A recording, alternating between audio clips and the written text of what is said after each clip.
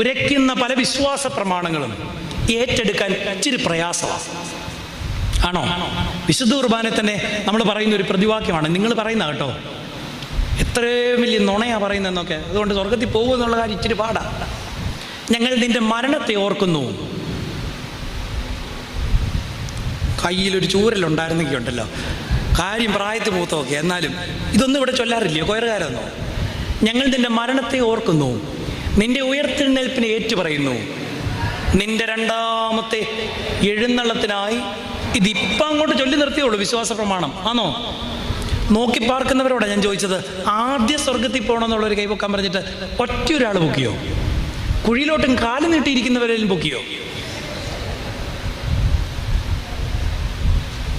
പക്ഷെ അവിടെയാണ് സ്വർഗരാജ്യം നമ്മൾ വിചാരിക്കുന്ന ചാകാത്ത പുഴുവിൻ്റെയും കെടാത്ത തീയുടെയും എതിര് പാർക്കുന്ന